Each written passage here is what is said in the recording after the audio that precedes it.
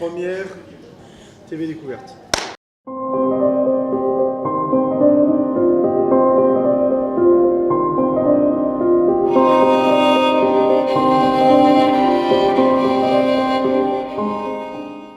Bonjour Julien, merci de nous recevoir pour TV Découverte. Ma première question, je voulais vous demander comment vous allez. Pour l'instant, je vais très très bien. Pourriez-vous me dire quelles sont les émotions qui vous traversent à l'approche de la sortie du Fantôme des Rocheuses ? Je suis tétanisé. J'ai très peur de savoir ce que pensent les gens parce que nous, on a travaillé dessus dans la salle de montage, dans le mixage, mais on n'a aucun retour. On ne sait pas ce que les gens pensent de tout ça. Est-ce qu'il y a un peu d'excitation, il y a de la joie, c'est quoi ? Non, en vrai, c'est un mélange de tout ça. Il y a de l'excitation, il y a de la joie, mais il y a quand même de l'appréhension. On ne sait jamais comment les gens vont se prendre le projet, est-ce que ça va plaire. On passe des semaines et des jours dans une salle noire, tout seul, comme des geeks, à monter des séquences avec des musiques.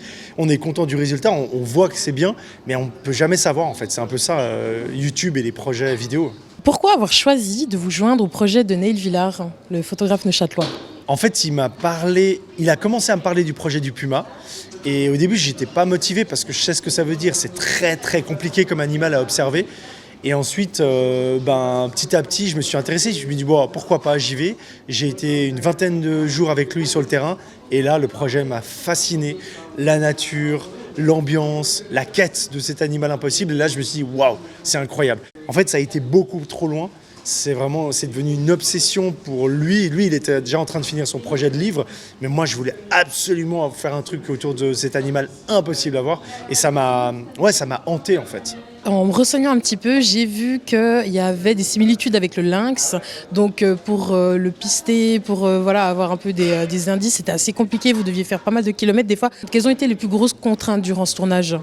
C'est la météo. C'est-à-dire les conditions, le fait qu'il fait très froid, qu'il y a des tempêtes, et surtout qu'on travaille avec la nature, c'est-à-dire que c'est la nature qui décide. Les animaux, s'ils n'ont pas envie de se montrer, ils ne se montrent pas. Si ils nous sentent, ils ne viennent pas forcément, parce que c'est des animaux sauvages pour la plupart qui ont peur de l'être humain. Donc il y a énormément de contraintes. Tout ce qui est vidéo, etc., ça on arrive à gérer. Mais tout le reste, en fait, c'est-à-dire la nature, nous, on ne gère rien du tout. C'est tout... On essaie de capter des images, mais c'est toute la nature qui décide. Et ça a été la plus grosse contrainte, c'est de bosser au rythme de la nature. Dépendant de la nature. Ouais, Pas dépendant, mais faire au rythme de la nature, quoi. Non, mais au rythme de la nature, mais c'est ça justement qui était très beau, en fait. C'est le fait pour une fois, c'est pas le rythme humain excité, etc., rapide, avec du résultat tout de suite. Il a fallu s'adapter, aussi physiquement, comprendre comment ça marche, pour moi, parce que Neil il était pionnier et puis c'est un pisteur, il connaît, mais vraiment s'adapter puis essayer de prendre un rythme pour approcher ces animaux, parce qu'on ne peut pas brusquer les choses pour avoir des images belles et naturelles des animaux.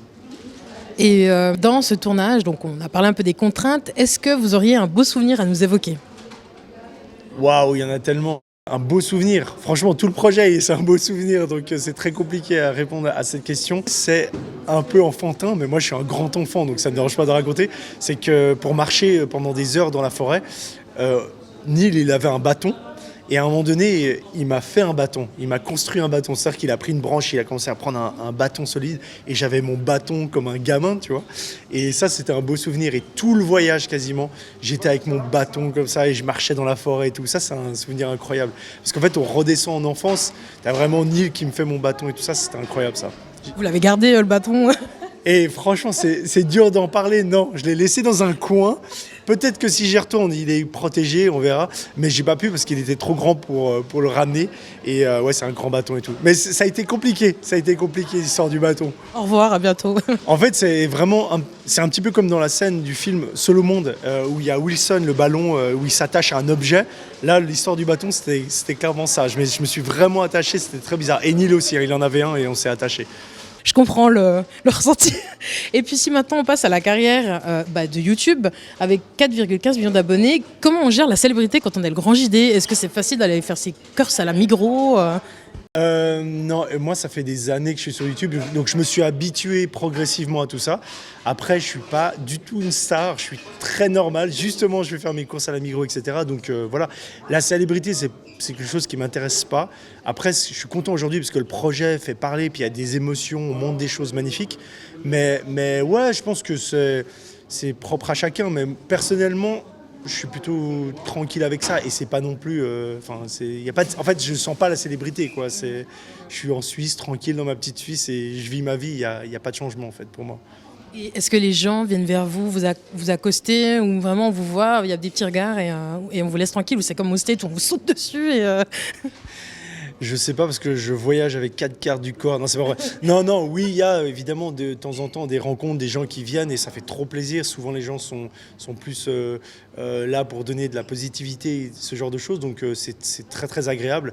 Mais ça reste très respectueux et c'est plutôt bien parce qu'en fait, ils sont là, ah, c'est trop bien ce que tu fais. J'ai vu là derrière le fantôme des Rocheuses et ce genre de retours, ils sont incroyables. Donc, ouais.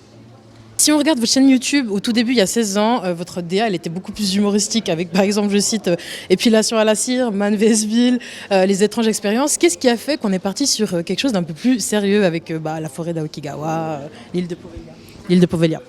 Superbe référence, hein. Il manquait l'homme caca, les licornes et on avait fait tout mon beau passé. Non, en fait, ça s'explique simplement parce qu'à l'époque, YouTube, c'était beaucoup plus de l'humour et du divertissement et des parodies. Donc moi, j'ai commencé là-dedans et maintenant, ça fait des années. Donc c'est plus la maturité, l'évolution, de faire des choses un peu plus, voilà, matures, quoi. Et je vais un peu plus vers là-dedans, quoi. Et non, enfin, il y a aussi le fait qu'un jour, j'ai décidé de faire une vidéo sérieuse pour tester. C'était un reportage en Irak. Et je savais pas du tout comment ça allait être pris. Et en fait, les gens ont aimé le côté, ok, il y a des choses sérieuses. Et j'ai compris qu'à ce moment-là, en fait, on pouvait aussi faire du contenu sérieux. Et ça a été le déclic, en fait. Et percer sur YouTube en étant suisse, est-ce que ça a été plus compliqué que, par exemple, des autres youtubeurs français? Enfin, vous avez eu plus de contraintes? Non, c'est la même chose. Parce qu'à l'époque, on s'en fichait si on venait de Belgique, de France ou de Suisse. C'est juste que j'ai eu la chance d'être dans la première vague de ce mouvement de youtubeurs. Il y en avait une vingtaine à l'époque.